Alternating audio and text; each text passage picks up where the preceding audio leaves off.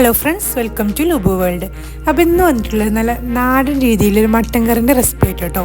അടിപൊളി റെസിപ്പിയാണിത്. നമുക്കൊന്ന് കണ്ടു നോക്കാം കേട്ടോ. സൂപ്പർ ടേസ്റ്റിലൊരു റെസിപ്പിയാണ്. അത് വേണ്ടിയിട്ട് ഇതാ ഞാൻ ഇവിടെ 1.5 കിലോ മട്ടൻ എടുത്തിട്ടുണ്ട് കേട്ടോ. നല്ല ക്ലീനാക്കി വെച്ചിട്ടുണ്ട്.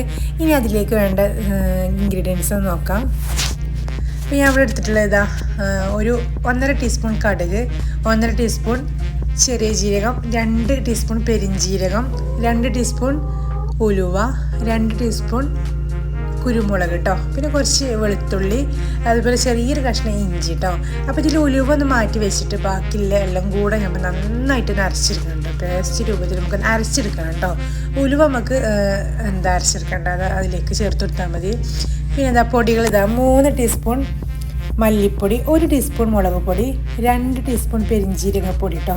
പിന്നെ 2 ടീസ്പൂൺ മഞ്ഞൾപ്പൊടി, ഗരം മസാല 1 ടീസ്പൂൺ കേട്ടോ. പിന്നെ ചെറിയൊരു തക്കാളി എടുത്തിട്ടുണ്ട്. വലുതാണെങ്കിൽ ഒരു പകുതി മതി കേട്ടോ. അപ്പോൾ നമ്മുടെ ചെറിയൊരു തക്കാളി എടുത്തിട്ടുള്ളത്. പിന്നെ സവാള 1 എടുത്തിട്ടുണ്ട്. അപ്പോൾ സവാളക്ക് പകരം നമ്മളിവിടെ ചെറിയുള്ളി ആണെങ്കിൽ ഒന്നുകൂടി ഒരു ടേസ്റ്റ് ആയിരിക്കും കേട്ടോ. അപ്പോൾ എൻ്റെ കയ്യിൽ ചെറിയുള്ളി ഇല്ലാത്തതുകൊണ്ട് മാത്രമാണ് ഞാൻ ഇവിടെ സവാള എടുത്തിട്ടുള്ളത്. അപ്പോൾ നിങ്ങൾ ചെറിയുള്ളി എടുക്കുക കേട്ടോ. സവാളക്ക് പകരം ചെറിയുള്ളി എടുക്കുക.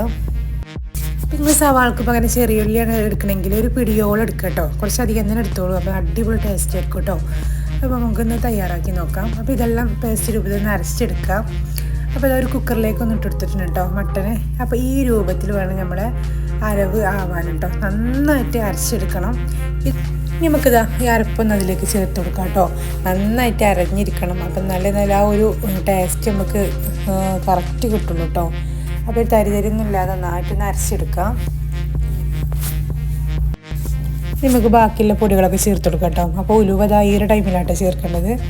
അപ്പോൾ ഇതെല്ലാം കൂടെ നമുക്കൊന്ന് നന്നായിട്ടൊന്ന് മിക്സാക്കി എടുക്കാം കേട്ടോ. പിന്നെ ആവശ്യത്തിനുള്ള ഉപ്പ് കൂടി ചേർത്ത് കൊടുത്തിട്ട് നമുക്ക് നന്നായിട്ടൊന്ന് മിക്സാക്കി എടുത്തിട്ട് കുറച്ച് വെള്ളം ഒഴിച്ച് കൊടുക്കണം കേട്ടോ. ഒരു ഗ്ലാസ്സോളം ഞാൻ ഒഴിച്ചിട്ടുണ്ടായിരുന്നു. ഒരുപാടൊന്നും വെള്ളം വേണ്ട. അപ്പോൾ മട്ടനിൽ നിന്ന് ഇറങ്ങുന്ന വെള്ളം തന്നെ നമുക്ക് ഉണ്ടാവുമല്ലോ.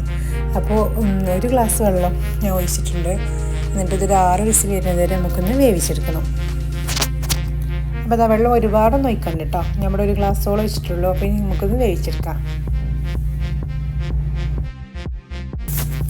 അപ്പോൾ മട്ടൻ കറി ഇവിടെ റെഡി ആയിട്ടുണ്ട് കേട്ടോ. വളരെ പെട്ടെന്ന് ഉണ്ടാക്കിയെടുക്കാൻ പറ്റുന്ന റെസിപ്പി കൂടിയാണ്.